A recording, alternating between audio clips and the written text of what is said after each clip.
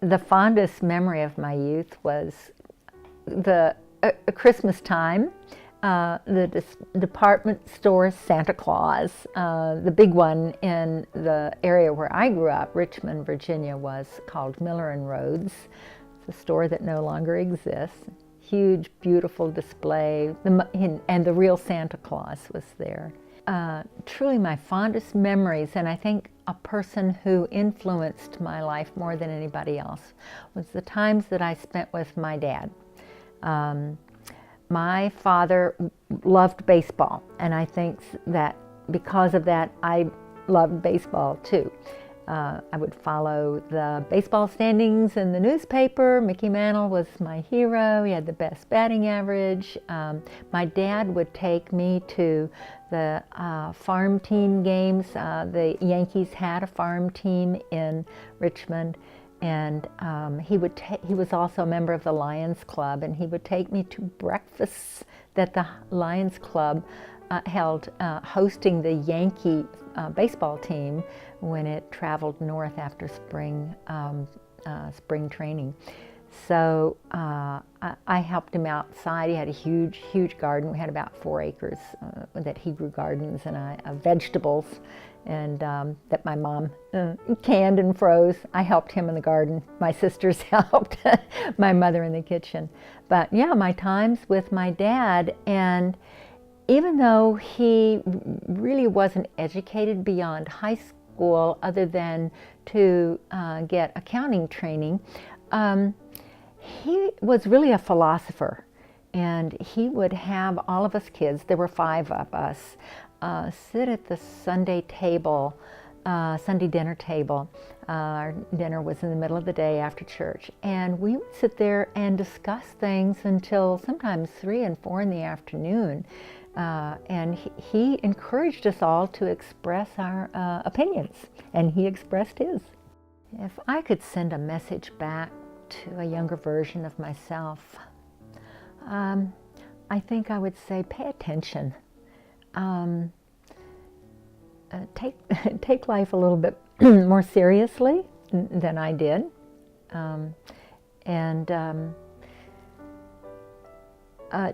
don't worry so much about what other people think about you. Be your own person. Have some goals and strive towards them. There have been a number of things that have happened in my life. I don't like the word proud, but I don't know of any other way. I just feel good and satisfied about. One is going back to college after our experience in living in Iran. We were so information deprived in Iran. A number of things occurred that I think we would have conducted our lives differently had we known. And it was simply because we did not know. And it was really an epiphany of the people's right to know. I understood that, and I went back to college. I had quit college when I was much younger to get married, and when I went back, I got a journalism degree and started on my journalism career. And this is certainly one of my greatest achievements, being married to my husband for now 56 plus years, learning from him generosity, selflessness, and giving people space to be themselves. One of the greatest lessons I think I've learned, and I'm still learning, is to understand others. The universe is not all inside my head and what I think and my experiences. My early years was certainly grounded in religion. My parents were lifelong Methodists, as were their parents, both my father's parents and my mother's parents. So my childhood was going to church, Sunday school, vacation Bible school, and I learned or heard all of the biblical scriptures and teachings. As I have grown, I have felt more separated from the institutionalized type of religion, but very much grounded in the moral teachings, what's right and wrong. Everybody deserves to be treated well. And I think the greatest lesson, though I sure fall short all the time, is the golden rule. And we should all go live by the golden rule. I think if we did, an awful lot of conflict would be avoided in this world. When I left the world of journalism in the traditional sense, I was at that time editor of a mid-sized daily newspaper and began working for the Los Angeles Superior Court. My job was a director of public information. It was a position that the court had never had before, so I was a pioneer as such. Almost immediately was taken aback by a number of things. Number one was the animosity that judges and court staff have for the news media. They see the news media as being aggressive, overbearing, sticking their nose into business is not theirs. And then with the news media, and I came from that world, how inaccurate so many of their reports were. After I'd been with the court for some time and I spoke at a statewide symposium and was covered by a legal newspaper, and I read the story and I just could not believe the errors that were in that story.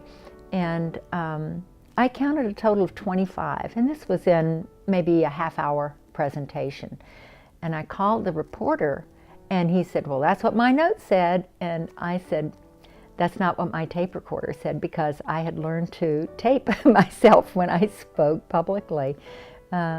So yeah, that it was dismaying in a way, and I looked back. Did I do that as a journalist? Did I make those kinds of mistakes too? I could only hope not. But and I think the biggest lesson I learned in working with the court as a liaison with the news media was that the courts and the news media can work cooperatively and not compromise their ideals, which are really grounded in the Sixth Amendment. The judges strive towards that by giving defendants a fair trial, and I should say for the most part. And the news media's grounding in the First Amendment. They're the guaranteed rights of the press and free speech. And they come into conflict and cause such terrible clashes, and I don't think that's really necessary. That was it turned out to be one of my goals during my, 11 or 12 years with the court, was to try to find a way that they could work cooperatively and not have these clashes. Generally, when the news media are pinned to the wall and they end up filing a suit against the court for access, believe it or not, the news media almost always win. And there are case citations proving that. The Riverside Press Enterprise, a newspaper I worked for, has two groundbreaking and long-standing precedents in the news media's right, or the press's right, to cover preliminary hearings before the press enterprise challenged the court on that in court. They did not have, that was not a given, that they would have a right to cover preliminary hearings in criminal cases. And the second case that was really groundbreaking and stands as precedent is the press's right to cover jury selection. Prior to that, there was nothing in the law that said, yes, news media, you do have a constitutional right to cover jury selection in both criminal and civil cases.